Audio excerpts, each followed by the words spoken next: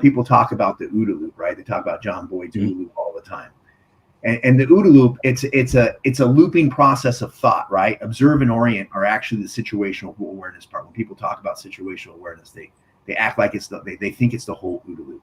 Observe and orient are your situational awareness part of it, right? You observe something, you orient to it. Then the last half is your decision making and action taking. Well, all this training that you do, even just mentally thinking things through, if you get ahead of it, you'll be that much more effective when it actually comes to happen. As far as other people go, I think when I talk to people, I see myself in them. I see the same mistakes that I've made. We assume because we have all this stuff and that we think about it, and that we get on that we do YouTube channels and we listen to podcasts and stuff, we read blog posts. We're like, I got this. And I think it falls short. I think that's where you really have to get in the mindset and actually getting out there and doing it to see what works. I'm sure it was the same way when you were in the Marine Corps, right? Like first time you probably had to disassemble and reassemble your rifle in basic or boot camp, whatever, right? I imagine that didn't go so well, but by the end of it, you're probably slapping that thing together, right? And there was some mindset that went in that. There was actually physical training that goes. So. Okay, so you mentioned the OODA Loop and how it affects you with your mindset. What can people do? Because the OODA Loop happens automatically. We do it subconsciously, and it doesn't develop beyond a certain point unless we exercise that. How would you tell somebody that wants to practice getting their mindset right, how to practice with the OODA Loop and preparing for something like that? So I like to tell people, and this is what I do, right? And part of this had, because when I came home from overseas, I think I was home a couple of years, and PTSD shut me down. So a lot of this comes out of 3 or 4 years.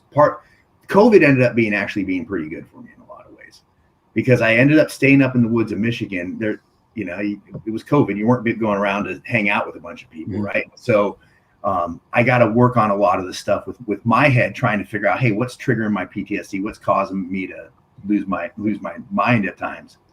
So with the OODA Loop, I'd focus first on observing, right? And when we think about observing, everybody thinks it's like, oh, I'm looking at something. No, observing is actually, I say there's 6 senses for it, right? You have your 5 traditional senses, your sight, your hearing, your smell, your touch, and your taste. And then you have what I call your 6th sense, which is it's your subconscious that takes all of those senses and it pulls them all in and analyzes stuff that we can't analyze. Like our conscious mind is not our strongest mind. Our subconscious is. It can analyze what's happening around us that we either, due to our cultural biases and whatever, disregard, or we just miss. And so I would really get in touch with starting to like, hey, what am I, how am I observing? Am I truly paying attention to what's going on? And it goes beyond paying attention to where, with the 6th sense, with your subconscious, our subconscious, it alerts us, right? Subconscious can't talk to you, but what it can do is make the hairs on the back of your neck stand up. It can give you that awkward feeling in your gut. It can cause you, I used to get part of my PTSD was I'd get really bad pains, chest pains, and I'd get a knot under my shoulder blade. Well, over time now, I'm so in tune with watching, because I monitor myself all the time. I'm monitoring my senses, because I know when I'm getting ready to am I getting anxiety? Is it real, or is it just something my subconscious is doing to me based on my past, trauma and stuff? So getting in tune with those sensations that are happening in your body, because that's your subconscious that's monitoring all your other senses and some other stuff going on. And it's letting you know what's happening. So start with the observe phase. Start by making sure that, okay, I'm paying attention to what's happening around me. I'm paying attention to these signals. And then focus on the orient phase, right? Because in the orient phase is when we take everything that we observe and we run it through the filter of the human condition, right? And the human condition puts all of our biases, our cultural norms.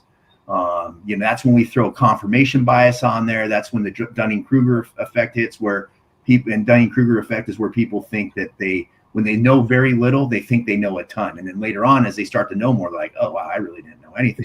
Right. And so in the observe phase, in the orient phase, that's when you have the opportunity to get what you see as close to reality as possible. Because the fact of the matter is, there's a reality that's happening in the universe around us, right? We could all be standing out in a field looking at trees in front of us.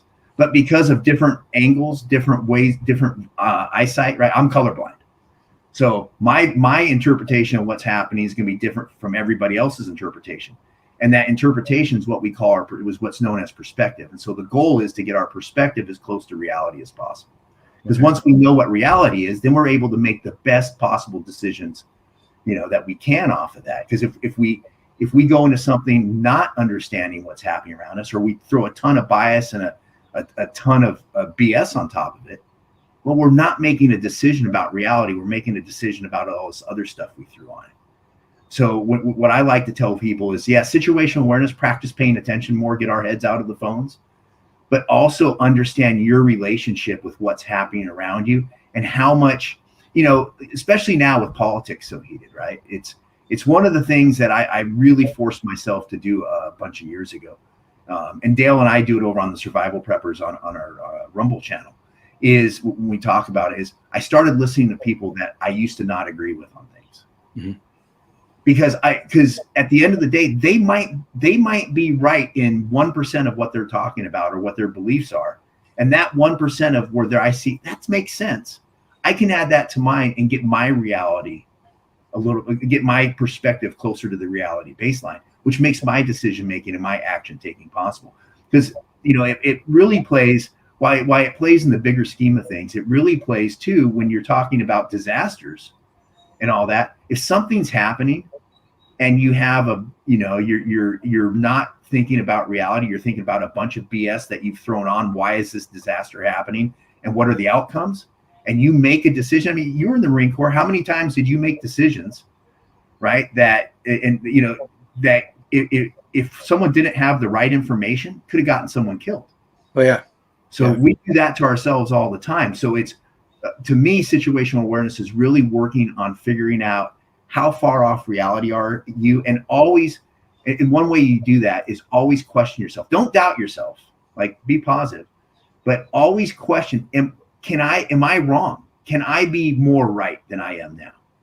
And I always find that, I can be a little bit more right. We're always able to learn something from some way. So when it comes to long story, going around the rear end to get to the elbow, is start with situation, start with questioning yourself, start with understanding how are you observing the world and how are you interpreting that world? And is there any room for improvement? And if you find yourself saying there's no room for improvement, then you should probably go back to the board and say, hey, I probably have some bias in my decision making, because there's always room for improvement. Thanks, Milo.